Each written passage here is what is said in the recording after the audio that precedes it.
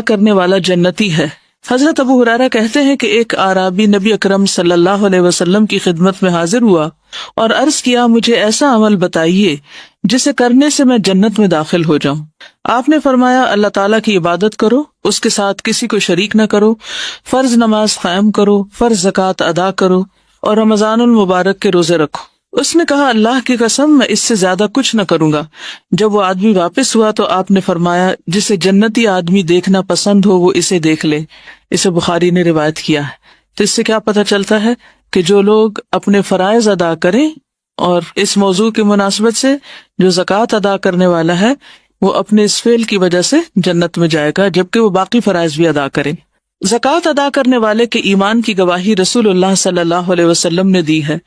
حضرت ابو مالک اشعری سے روایت ہے کہ نبی اکرم صلی اللہ علیہ وسلم نے فرمایا، وضو اچھی طرح کرنا نصف ایمان ہے۔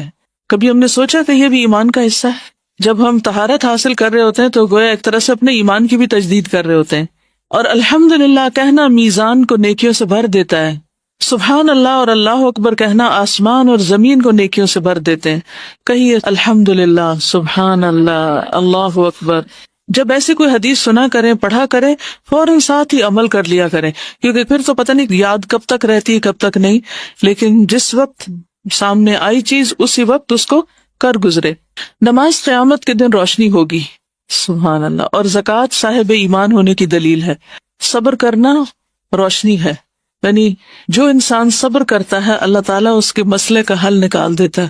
روشنی سے مراد کیا؟ یعنی آپ غم کے گھونٹ پی رہے ہیں، تکلیف میں ہیں، صبر کر رہے ہیں، اور صبر کرتے ہوئے کوئی غلط کام نہیں کرتے، تو شیطان آپ کو سجھاتا ہے کہ آپ کے مسئلے کا حل کچھ بھی نہیں ہوگا، آپ کو سولوشن نہیں ملے گا، لیکن اللہ سبحانہ تعالیٰ اچانک آپ کے دل میں خیال ڈال دیتے کہ اچھا یہ کام ایسے نہیں، ایسے کر لو، اور آپ کو کہتے ہیں کہ او مجھے سمجھ آ گئی، مجھے کیا کرنا ہے۔ یہ کون سجھاتا ہے؟ یہ کہاں سے آتی ہے روشنی؟ یہ اللہ سبحانہ تعالیٰ آپ کو دے رہا ہوتا ہے، ٹھیک ہے؟ تو یہ جو صبر کے بعد آپ کو اجر ملتا ہے اور پھر ٹھنڈک ملتی ہے، جیسے پسینہ آنے کے بعد جسم ٹھنڈا ہو جاتا ہے، اسی طرح صبر کی شدت اور بھٹی سے گزرنے کے بعد بھی آپ کو ایمان کی حلاوت نصیب ہوتی، اور یقینی طور پر، لازمی طور پر مسائل کا حل ملتا ہے، اور وہ اللہ سبحانہ تعالیٰ اسباب پیدا کر دیتا ہے۔ اور قرآن تیرے حق میں حجت بنے گا، یعنی قیامت کے دن، یا تیرے خلاف حجت بنے گا۔ اسے نسائی نے روایت کیا ہے۔ عربی کی عبارت دیکھیے، اس میں آپ دیکھیے کہتے ہیں کہ وَالصَّلَاةُ نُورٌ وَالزَّكَاةُ بُرْهَانٌ، وَالزَّكَاةُ بُرْهَانٌ، زکوٰۃ دلیل ہے کس بات کی؟ کہ تم مومن ہو، تو گویا ایمان کی علامت ہوئی۔ خالد بن اسلم کہتے ہیں کہ ہم عبداللہ بن عمر کے ساتھ نکلے تو ایک دیہاتی نے کہا، مجھے اللہ تعالیٰ کے اس قول والذین یکنزون الذہب والفضة کے مطلب سے آگاہ فرمائیے۔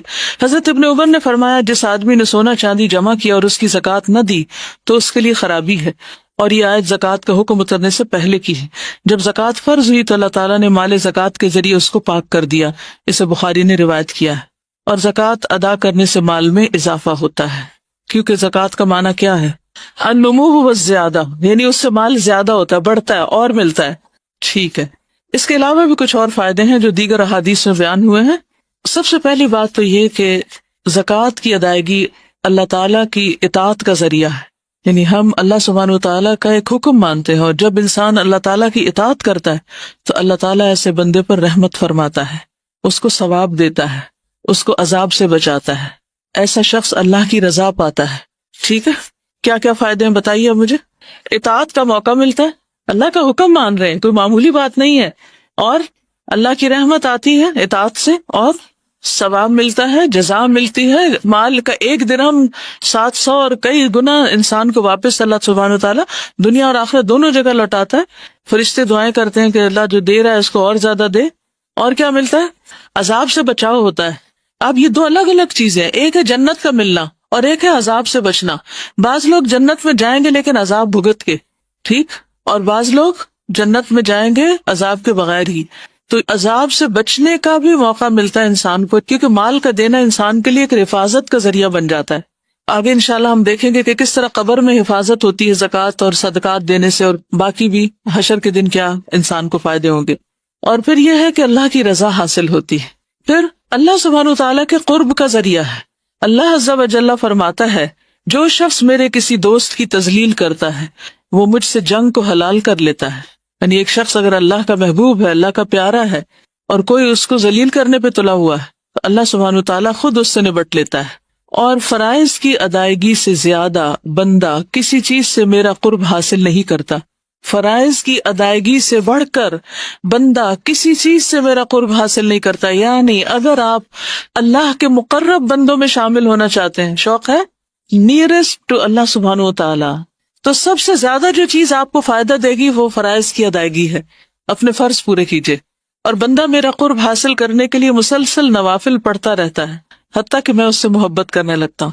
تو قرب فرائض سے ملتا ہے اور محبت نوافل سے. دوبارہ دہراؤں گی، کہیں موٹا کر کے اپنے پاس لکھ لیجئے، قرب فرائض کی ادائیگی سے اور محبت نوافل کی ادائیگی سے. پھر اگر وہ مجھ سے کچھ مانگتا ہے تو میں اسے عطا کرتا ہوں. اللہ اکبر. ہم سب چاہتے ہیں ہماری دعائیں قبول ہوں. اگر دعا کرتا ہے تو اسے قبول کرتا ہوں. اور مجھے اپنے کسی کام میں ایسا تردد نہیں ہوتا جیسا اپنے بندے کی موت پر ہوتا ہے، کیونکہ وہ موت کو پسند نہیں کرتا اور میں اسے تنگ کرنا اچھا نہیں سمجھتا. تو جو لوگ اللہ کے مقرب اور محبوب بندے ہوتے ہیں، اللہ سبحانہ تعالیٰ انہیں موت کی تکلیف بھی نہیں دینا چاہتا. اللہ کی تائید پھر انسان کو حاصل ہونے لگتی.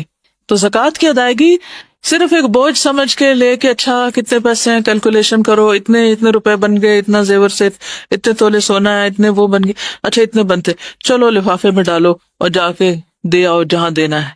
کوئی روح نہیں، کوئی محبت نہیں، کوئی دل میں وہ احساس نہیں کہ ہم کیا کرنے جا رہے ہیں. تو کچھ بھی اللہ کے لیے دینا ہو تو بے روح نہ ہو. اس وقت اس کو گنتے ہوئے، کیلکولیٹ کرتے وقت، اس کا اہتمام انتظام کرتے وقت نہ تنگ ہونا ہے نہ پریشان ہونا ہے. محبت کے ساتھ اس کو ادا کرنا ہے کہ مجھے اس سے اللہ کا قرب ملے گا. اور اگر میں اضافے کے ساتھ دوں گی، یعنی اس میں صدقہ بھی ڈال دوں گی، تو اللہ کی محبت نصیب ہوگی، دعائیں قبول ہوگی اور آخرت بھی اچھی ہوگی. اور جہاں تک رحمت پانے کا تعلق ہے، وَأَقِيمُوا الصَّلَاةَ وَآتُوا الزَّكَاةَ وَأَطِيعُوا الرَّسُولَ لَعَلَّكُمْ تُرْحَمُونَ، اس کی دلیل ہے.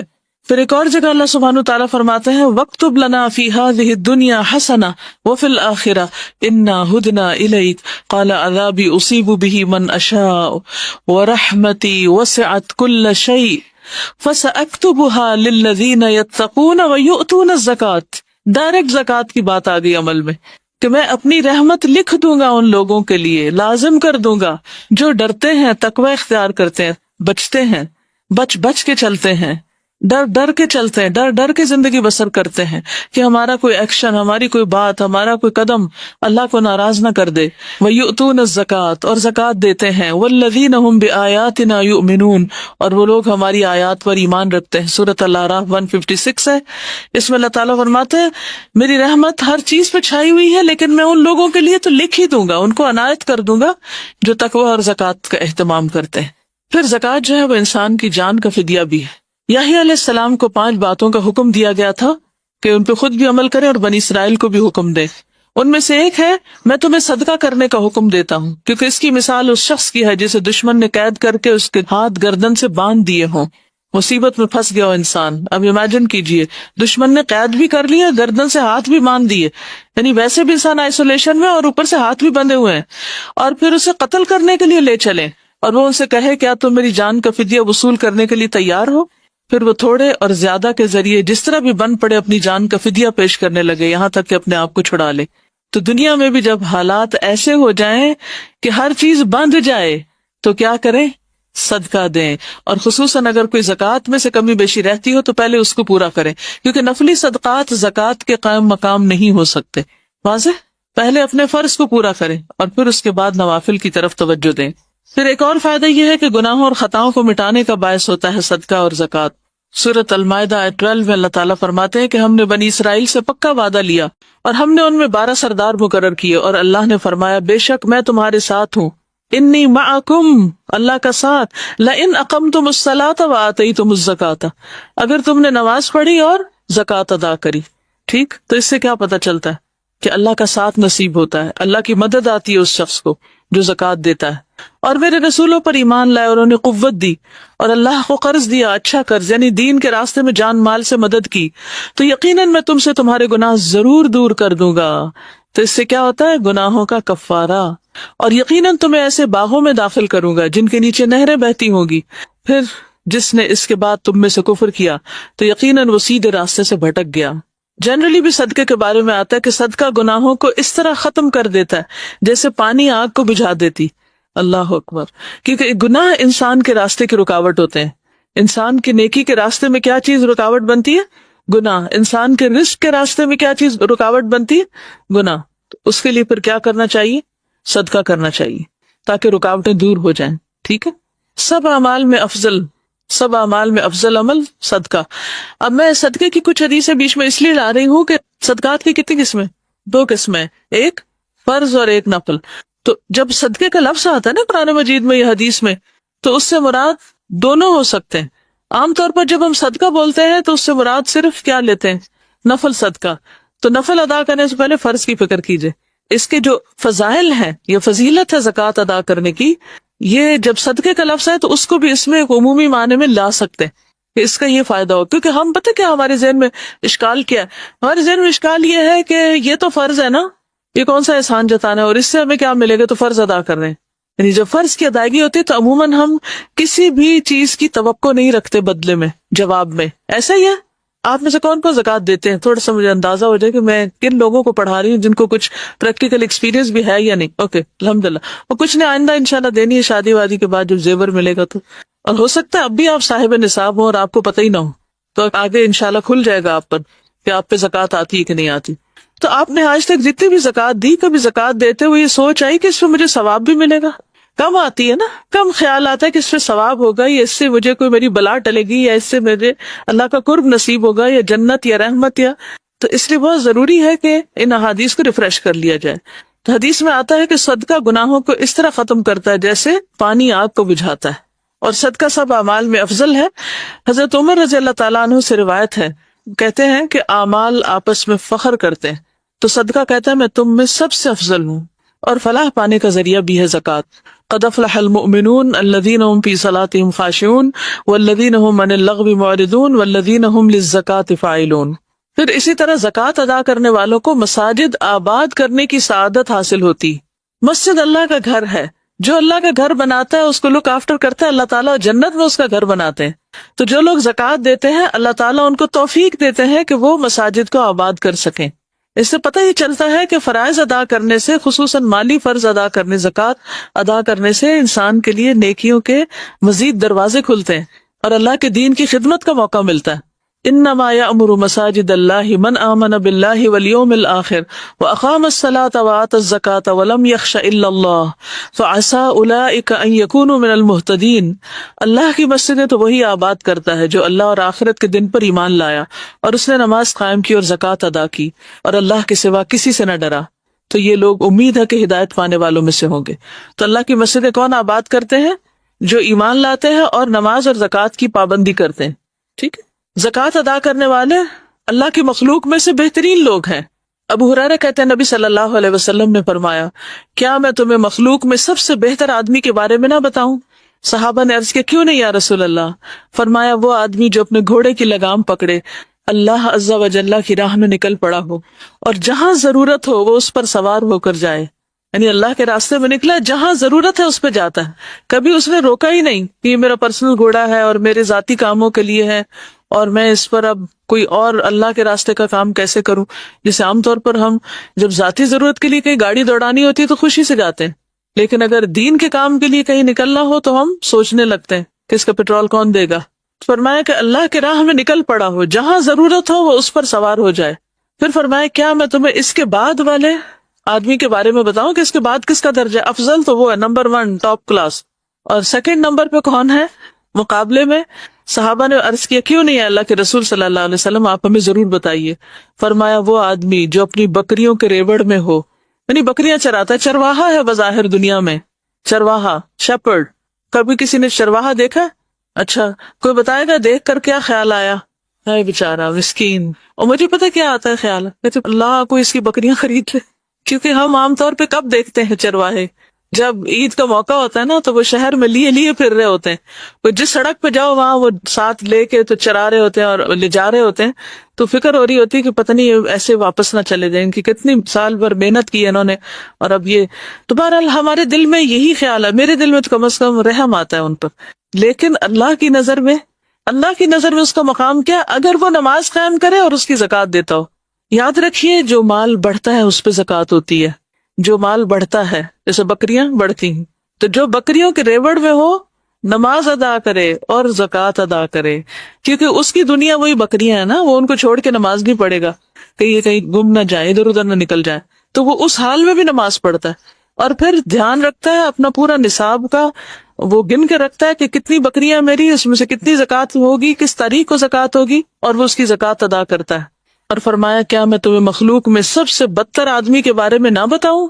صحابہ نے عرض کیا کیوں نہیں؟ فرمایا وہ آدمی جس سے اللہ کے نام پر کچھ مانگا جائے اور وہ کچھ نہ دے، جس سے اللہ کے نام پر کچھ مانگا جائے اور وہ کچھ نہ دے، یعنی صدقہ نہ کرے۔ پھر وہ لوگ بھی اللہ کو پسند ہیں جو زکوٰۃ کا حکم دیتے ہیں، جیسے انبیاء، وَاذْكُرْ فِي الْكِتَابِ إِسْمَاعِيلَ إِنَّهُ كَانَ صَادِقَ الْوَعْدِ وَكَانَ رَسُولًا نَبِيًّا وَكَانَ يَأْمُرُ أَهْلَهُ بِالصَّلَاةِ وَالزَّكَاةِ وَكَانَ عِندَ رَبِّهِ مَرْضِيًّا۔ کہ اسماعیل علیہ السلام اپنے رب کے بڑے پسندیدہ تھے، کیونکہ ان کی صفات میں کیا کیا چیز شامل تھی؟ صادق الوعد، سچے تھے وعدے کے، اور صرف خود نہیں نماز اور زکوٰۃ ادا کرتے تھے بلکہ اپنے گھر والوں کو بھی حکم دیتے تھے۔ تو اگر آپ رب کا مرضیہ بننا چاہتی ہیں تو صرف نام رکھنے سے کافی نہیں ہوگا تو مرضیہ نام رکھ لیں اپنا، بلکہ کیا کرنا پڑے گا؟ خود ادا کرنے کے ساتھ ساتھ گھر والوں کو بھی بتانا پڑے گا۔ آپ کچھ شیئر کر رہے ہیں گھر جا کر کہ کچھ نہیں بتا رہے؟ گھر جا کر امی کو کیا بتایا؟ لائیو کلاس لے لیں۔ آپ نے خود کیوں نہیں بتایا؟ یہ بھی ایک نیکی کا کام ہے کہ آپ نے کسی کو راہ لگا دیا، لیکن خود بھی بتانا چاہیے، ٹھیک ہے؟ ایک ایک بات گھر جا کے ضرور شیئر کیا کریں، کم از کم چہرے والی بات ہی سب کو شیئر کر دیتے۔ الحمدللہ کہتی ہے کہ انہوں نے ایک بات بتائی تو ہسبینڈ کہتے ہیں سب کیوں نہیں بتاتی، اور بھی بتائیں۔ الحمدللہ بہت اچھی بات ہے۔ اور ہاسٹل والے کیا کر سکتے ہیں؟ آپس میں ڈسکس کریں، برین اسٹارم کریں، اور اپنے جذبات کا اظہار کریں کہ ایک چیز کو پڑھ کے آپ کے دل میں عمل کی کیا خواہش پیدا ہوئی ہے۔ لیکن علمی گفتگو اور آپس میں ایک دوسرے سے تذکرہ، مذاکرہ، ڈسکشن علم کو پختہ کرنے کے لیے بہت ضروری ہے، ٹھیک ہے؟ پھر مال کا شر اور وبال دور کرنے کا ذریعہ ہے۔ جابر رضی اللہ عنہ سے مروی ہے کہ ایک شخص نے کہا، اے اللہ کے رسول صلی اللہ علیہ وسلم، اگر کوئی شخص اپنے مال کی زکوٰۃ ادا کرے تو کیسا ہے؟ آپ نے فرمایا، جس نے اپنے مال کی زکوٰۃ ادا کی بس اس سے اس کے مال کی برائی جاتی رہے گی، یعنی اس کے مال کا شر دور ہو جائے گا، اس کا نقصان دور ہو جائے، یعنی اس کے اندر بھی خیر اور شر ہے نا۔ بعض اوقات اپنے ہی مال سے آپ ایسی چیز خرید بیٹھتے ہیں جو آپ ہی کے لیے وبال جان بن جاتی۔ مثلا ایک گاڑی خرید لیتے ہیں جس سے ایکسیڈنٹ ہو کے انسان کا انتقال ہی ہو جاتا ہے، اور یہ تو آپ نے پڑھا ہی کہ صدقات کو اللہ تعالیٰ بڑھاتا ہے، زکوٰۃ دینے سے مال بڑھتا ہے۔ یمحق اللہ الربا ویربی الصدقات۔ اور پھر سورۃ الروم کی 39 آیت جو بھی بتا رہی تھی کہ فاولئک هم المضعفون۔ اور پھر یہ وعدہ بھی سورۃ سبا 39 میں کیا گیا، وما انفقتم من شیء فهو یخلفہ وہو خیر الرازقین۔ اور تم جو بھی چیز خرچ کرتے ہو وہ اس کی جگہ اور دیتا ہے، فہو یخلفہ، تم جو بھی چیز خرچ کرتے ہو وہ اس کی جگہ اور دیتا ہے۔ ایسا نہیں ہے کہ وہ تم سے لے لے اور پھر تمہیں دینا بھول جائے، وہ ضرور دیتا ہے، اور وہ سب رزق دینے والوں سے بہتر ہے۔ کوئی ماں باپ، کوئی بہن بھائی، دوست، عزیز، رشتہ دار، شوہر، کوئی بھی ایسا نہیں ہو سکتا کہ جو آپ کو اس طرح دے جو رب دیتا ہے۔ اور پھر صدقہ مال کو کم نہیں کرتا، ما نقصت صدقۃ من مال، اس میں برکت اور اضافہ ہو جاتا ہے، کیونکہ زکوٰۃ تو ہے ہی بڑھانے والی مال کو۔ حدیث قدسی میں آتا ہے کہ خرچ کرو تم پر خرچ کیا جائے گا، یا خرچ کرو میں تم پر خرچ کروں گا۔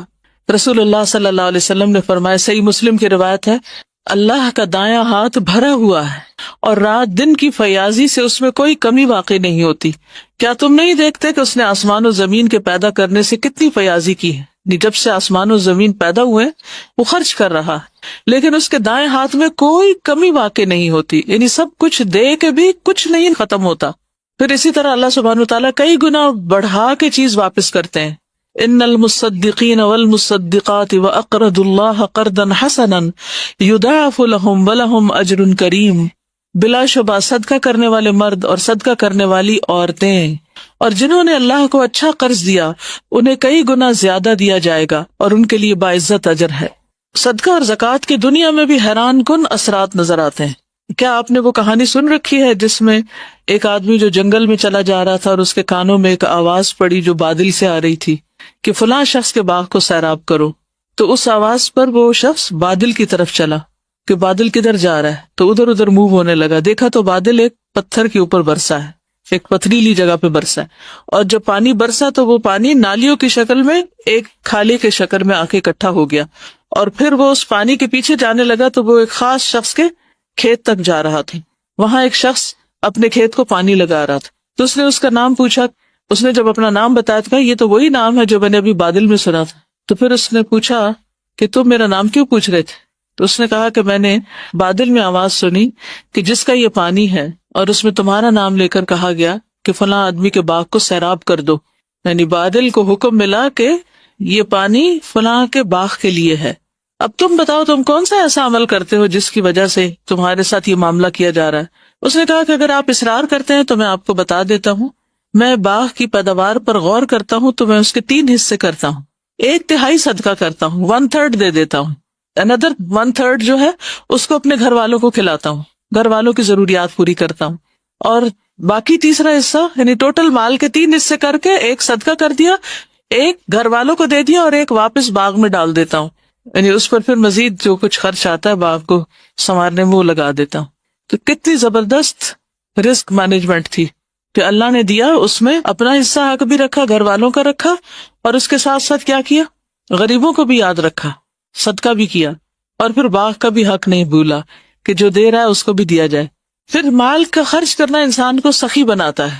اب آپ کہیں گے یہ کیسے ہوتا؟ پتہ کیا ہے، انسان وہ کام بار بار کرنا چاہتا ہے اور کرنا چاہتا ہے جس کے کرنے سے اس کو مزہ آتا ہے. تو جب آپ اللہ کے راستے میں دیتے ہیں تو آپ کو خوشی ہوتی ہے، اس خوشی کا مزہ پھر لینا چاہتے ہیں، پھر آپ اور کرتے ہیں، پھر آپ اور کرتے ہیں. تو اس طرح نفس میں فراخی آتی چلی جاتی. ابو ہریرہ سے روایت ہے، انہوں نے نبی صلی اللہ علیہ وسلم کو یہ فرماتے ہوئے سنا کہ بخیل اور خرچ کرنے والے کی مثال ایسے 2 لوگوں کی ہے جن کے بدن پر لوہے کے 2 کرتے ہیں، ان کے سینے سے ہنسلی تک جیسے جیکٹ ہوتی ہے.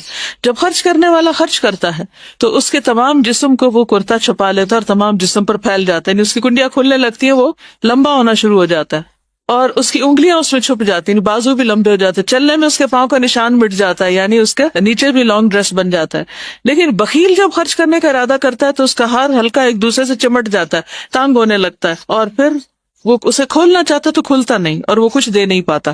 تو یہ 2 ڈفرنٹ پرسنالٹیز ہیں، ایک وہ جو دیتا ہے اور پھر دیتا چلا جاتا ہے اور کھلتا جاتا ہے. پھر فتنوں کا کفارہ ہو جاتا ہے، یعنی انسان کا وہ فتنہ جو اس کی بیوی، اولاد اور پڑوسی میں ہوتا ہے، نماز، صدقہ اور اچھی بات اس کے لیے کفارہ بن جاتی. یعنی ہم سے جو غلطیاں ہوتی رہتی ہیں انسانوں کے حق میں، پھر جب انسانوں کی ہی ہم مدد کرتے ہیں تو اللہ سبحانہ وتعالی ہماری تکلیفوں کو دور کر دیتے ہیں. پھر اسی طرح زکوٰۃ انسان کے اعمال کی حفاظت بھی کرتی ہے. قبر میں مومن کی حفاظت کا ذریعہ ہے، قبر میں مومن کی حفاظت کا ذریعہ ہے. نبی صلی اللہ علیہ وسلم نے فرمایا، میت کو جب اس کی قبر میں رکھا جاتا ہے تو وہ ان کے پلٹ جانے کے وقت ان کے جوتوں کی آواز سنتا ہے. اگر وہ مومن ہوتا ہے تو نماز اس کے سرہانے آ جاتی ہے، سر کی طرف. روزہ اس کی دائیں طرف ہوتا ہے، رائٹ سائڈ پہ. زکوٰۃ اس کی بائیں طرف ہوتی، اور دیگر نیک کام، صدقہ، نماز، نیکی اور لوگوں سے اچھائی اس کے دونوں پاؤں کے پاس ہوتے ہیں. یعنی باقی اچھے اچھے کام سارے پاؤں کی طرف آ جاتے ہیں. پھر اس کے داہنے طرف سے آیا جاتا ہے، یعنی کوئی تکلیف آنے لگتی تو روزہ کہتا ہے میری طرف سے آنے کا کوئی راستہ نہیں، وہ بلاک کر دیتا ہے. پھر اس کے بائیں طرف سے آ جاتا ہے تو زکوٰۃ کہتی ہے میری طرف سے آنے کا راستہ نہیں. پھر اس کے دونوں پاؤں کی طرف سے آ جاتا ہے تو نیک اعمال، صدقہ، نماز، نیکی یعنی نوافل وغیرہ اور لوگوں سے اچھا سلوک کہتے ہیں کہ میری طرف سے آنے کا راستہ نہیں. اور اس طرح وہ انسان ہر طرح کی تکلیف سے پروٹیکٹڈ ہوتا ہے. تو دنیا میں بھی پروٹیکٹ کرتے ہیں انسان کو صدقہ، بری موت سے بچاتا ہے، بہت سی برائیوں سے بچا لیتا ہے، اور قبر میں بھی اس کی حفاظت کرتا ہے. آپ صلی اللہ علیہ وسلم نے فرمایا، ان الصدقۃ لتطفئ عن اہلها حر القبور. صدقہ کرنے والوں کی قبروں سے حرارت بجھاتا ہے، یعنی قبر کی آگ، قبر کی گرمی دور کرتا ہے. گویا قبر کا ایئر کنڈیشنر ہے، قبر ٹھنڈی ہوگی اس سے. پھر آخرت میں بہترین انجام، رجال لا تلہیہم تجارۃ ولا بیع عن ذکر اللہ واقام الصلاۃ وایتاء الزکاۃ یخافون یوما تتقلب فیہ القلوب والابصار. وہ مرد جنہیں اللہ کے ذکر سے اور نماز قائم کرنے سے اور زکوٰۃ دینے سے نہ کوئی تجارت غافل کرتی ہے، نہ خرید و فروخت، یعنی اپنے فرائض کی ادائیگی میں وہ پکے رہتے ہیں. وہ اس دن سے ڈرتے ہیں جس میں دل اور آنکھیں الٹ جائیں گی. پھر آخرت کی کامیابی کی ضمانت ہے، اولئک هم المفلحون شروع میں ہی آتا ہے، اور سورۃ لقمان میں بھی آتا ہے پہلی 5 آیتوں میں کہ الذین یقیمون الصلاۃ ویؤتون الزکاۃ وهم بالآخرۃ هم یوقنون اولئک علی ھدی من ربہم واولئک هم المفلحون. پھر قیامت کے دن کی گرمی سے نجات ہے، حدیث میں آتا ہے کہ قیامت کے دن ہر شخص اپنے صدقے کے سائے میں ہوگا، یہاں تک کہ لوگوں کے درمیان فیصلہ ہو جائے۔ سورج کتنا قریب ہوگا؟ 1.25 نیزے کے برابر۔ ہر شخص کو گرمی لگی ہوگی۔ آج ذرا باہر نکل کے دھوپ میں تھوڑا محسوس کیجیے اس گرمی کو۔ جب سخت گرمی محسوس ہو رہی ہو تو اس وقت سوچے کہ اب کیا کروں، اور پھر آخرت کو یاد کر کے سوچے کہ اب کس طرح سے اس گرمی سے نجات پاؤں۔ تو اس کا جواب ہے صدقہ۔ ان الذین آمنوا وعملوا الصالحات واقاموا الصلاة وآتوا الزکاة لهم اجرهم عند ربهم ولا خوف علیہم ولا هم يحزنون۔ صرف گرمی ہی نہیں، خوف اور غم سے بھی نجات ہوگا زکوٰۃ کی ادائیگی سے۔ صدیقین اور شہداء کے ساتھ رہنے کا ذریعہ ہوگا۔ جو شخص زکوٰۃ دیتا ہے، قیام کرتا ہے، رمضان کے روزے رکھتا ہے، نمازیں پڑھتا ہے، وہ شخص صدیقین اور شہداء میں شمار ہوتا ہے۔ ایک شخص نے پوچھا، آپ مجھے ایسا عمل بتائیے جو جنت میں لے جائے، تو آپ نے اس کو کیا بتایا؟ اللہ کا شریک نہ ٹھہراؤ، نماز قائم کرو، زکوٰۃ دو اور صلہ رحمی کرو۔ ایسے شخص کے لیے جو زکوٰۃ ادا کرے، جنت کے 8 دروازے کھل جاتے ہیں، جس میں اس کے علاوہ شرک سے بیزاری اور نماز قائم کرنا، یعنی جو شخص شرک سے بچے، نماز قائم کرے، زکوٰۃ ادا کرے، ایسا شخص جنت کے جس دروازے سے چاہے داخل ہو جائے۔ اور پھر دل کی خوشی سے ادا کرنا ضروری۔ ہم مانگنے سے تھک جائیں گے، گننے سے تھک جائیں گے، اللہ تعالیٰ دینے سے نہیں تھکتا، وہ سب کچھ دے سکتا ہے۔ کچھ اجتماعی فائدے بھی ہوتے ہیں، دولت ایک جگہ اکٹھی نہیں ہوتی، اور اس طرح کچھ لوگ زیادہ امیر اور کچھ غریب نہیں ہو جاتے۔ مثلاً ایک معاشرے کے اندر یا ایک سوسائٹی کے اندر اگر کل ان کے ایسٹس 1 لاکھ روپے کے ہیں، اور کچھ لوگ 80% پہ قبضہ کر لیں اور باقی سب کے لیے 20% رہ جائے، تو اس سے کیا ہوگا؟ مساوات، محبت، آپس کے تعلقات کی بہتری۔ جب اس طرح کی تخصیص ہو جاتی ہے کہ کچھ لوگوں کے پاس بہت زیادہ ہے اور کچھ بیسک نیڈز بھی پوری نہیں کر سکتے، تو پھر کیا ہوتا ہے؟ اس ناہمواری سے کیا ہوتا ہے؟ آپس کے تعلقات خراب ہوتے ہیں، دشمنیاں پیدا ہوتی ہیں، قتل و غارت ہوتا ہے، اور بہت سی خرابیاں جنم لیتی۔ تو ہمارا دین کیا چاہتا ہے؟ کہ دولت ایک جگہ اکٹھی نہ ہو، وہ گردش کرتی رہے۔ کئی لا یکون دولتم بین الاغنیاء، صرف مالداری آپس میں اس کا لین دین نہ کرتے رہے، وہی بزنس نہ کرتے رہے، بلکہ وہ غریبوں کی طرف بھی منتقل ہو۔ اور اس انتقال کے لیے کئی طریقے رکھے گئے، وراثت کی تقسیم بھی اسی لیے رکھی گئی۔ پھر یہ کہ اسلامی معاشرے کو مضبوط کرنے کا باعث ہوتی ہے زکوٰۃ۔ جس کے پاس ہے جب وہ اس کا خیال رکھتا ہے، جس کے پاس نہیں ہے تو آپس میں تعلقات بہتر ہوتے ہیں، آپس کی محبتیں بڑھتی ہیں، ایک دوسرے کے ساتھ بانڈنگ مضبوط ہوتی۔ پھر مالی جرائم ختم ہوتے ہیں، چوری، ڈاکے، غصب، اس طرح کی حرکتیں ختم ہوتی ہیں معاشرے سے، جرائم میں کمی ہو جاتی۔ جس معاشرے میں صحیح زکوٰۃ ادا کی جاتی ہے، وہاں پھر سب کے پاس اگر ہو تو کسی کو شوق نہیں ہوتا چوری کرنے کا یا کسی کو قتل کرنے کا، ڈیسپریٹ ہو کے کرتے ہیں۔ جب وہ دیکھتے ہیں کہ ان کو کوئی حل نظر نہیں آ رہا تو پھر آخری حل کے طور پر وہ ایسے ہتھ کنڈے اختیار کرتے ہیں۔ چوری کرنے والے کو عام طور پہ چوری کی ضرورت کیوں پیش آتی؟ کہ اس کی ضروریات پوری نہیں ہو رہی ہوتی۔ پھر اسی طرح مالی جرائم ختم ہوتے ہیں، آپس میں بھائی چارہ پیدا ہوتا ہے۔ انسان کی فطرت میں کہ وہ اپنے محسن سے محبت کرتا ہے، اللہ یہ کہ جس کی فطرت مسخ ہو چکی، وہ احسان یاد نہیں رکھتا۔ 2 طرح کے لوگ ہوتے ہیں، ایک وہ ہوتے ہیں کہ جن کے ساتھ آپ چھوٹا سا احسان بھی کرو وہ ساری زندگی نہیں بولتے، آپ بھول چکے ہوتے ہیں، وہ آپ کو یاد کراتے رہتے ہیں آپ نے فلاں موقع پہ میری مدد کی تھی۔ اور کچھ لوگ ہوتے ہیں کہ جن کے ساتھ آپ بڑے سے بڑا بھی احسان کرو تو وہ اس کو لمحوں میں بھول جاتے ہیں، لیکن زیادہ تر لوگ جو ہوتے ہیں وہ احسان ماننے والے ہوتے ہیں۔ ٹھیک، اگر ویسے ہر وقت وہ نہ بھی مانے تو انہیں یاد ضرور ہوتا ہے، انسان کی فطرت میں ہے۔ لیکن جس معاشرے کے اندر احسان کا معاملہ نہیں ہوتا وہاں کبھی بھی آپس کی خوشیاں نہیں ہو سکتی۔ تو زکوٰۃ معاشرے میں خوشی پیدا کر دیتی۔ پھر اسی طرح زکوٰۃ سے فقراء کی نفرت بھی ختم ہوتی۔ عموماً لوگ جو فقیر ہوتے ہیں ان کو لک ڈاؤن کرتے ہیں، ان کو حقیر سمجھتے ہیں، لیکن جب ہمدردی کے ساتھ ان پہ خرچ کریں گے تو یہ نفرت بھی کم ہوگی، دونوں طرف سے کم ہوگی۔ فقیر کو مالدار کی نعمت دیکھ کے غصہ نہیں آئے گا، اور مالدار فقیروں کو جب دیں گے تو ان کے اندر ایک خوشی پیدا ہوگی۔ پھر اسی طرح زکوٰۃ کا ایک مصرف مقروض کی مدد کرنا بھی ہے۔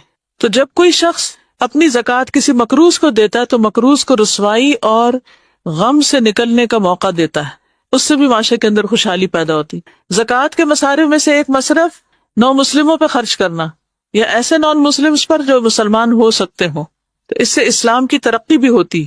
تالیف قلب کے لیے زکوٰۃ دینے کا جو حکم آتا ہے، ان کے نزدیک اسلام ایک پسندیدہ دین بن جاتا ہے جو ان کی مدد کرتا ہے، اور اس طرح ان کے شر سے مسلمانوں کو محفوظ رکھا جاتا ہے، اور یہ دین کی تبلیغ اور دعوت کا ذریعہ بھی بنتا ہے۔ آپ کو یاد ہے حضرت صفوان کے بارے میں، جنہیں نبی صلی اللہ علیہ وسلم نے جنگ حنین کے بعد پوری وادی بکریوں کی دے دی تھی، تو اپنی قوم کی طرف آئے اور کہنے لگے کہ محمد صلی اللہ علیہ وسلم کا دین قبول کر لو، کیونکہ وہ ایسا دیتے ہیں کہ جس کے بعد انہیں فقر کا ڈر نہیں ہوتا، یعنی سب کچھ ہی دے دیتے ہیں پھر بھی نہیں ڈرتے، فاقہ کشی کا خوف نہیں رکھتے۔ ایک اور روایت میں آتا ہے کہ حنین کے دن نبی صلی اللہ علیہ وسلم نے صفوان ابن امیہ کو 100 اونٹ دیے، پھر دوبارہ 100 اونٹ دیے، پھر 100 اونٹ دیے، یعنی 300 کیملز، ایسے ہی ہے کہ 300 کارز۔ صفوان کہتے ہیں اللہ کی قسم رسول اللہ صلی اللہ علیہ وسلم نے مجھے عطا فرمایا جتنا بھی عطا فرمایا، اور آپ تمام لوگوں میں مجھے زیادہ ناپسند تھے، پھر جب آپ مجھے مسلسل دیتے رہے تو آپ مجھے سب لوگوں سے زیادہ محبوب ہو گئے۔ تو اگر آپ یہ چاہتے ہیں کہ لوگ آپ سے محبت کریں، اگرچہ یہ نیت نہیں ہونی چاہیے، لیکن نفرتوں اور کھچاؤ اور خاندان کے اندر قطع رحمی اور اس طرح کے جو منفی جذبات ہیں ان کو ختم کرنے کے لیے ایک سولوشن بھی ہے۔ نیت تو اللہ کی رضا ہی ہونی چاہیے، لیکن مسائل کا حل بھی ہے۔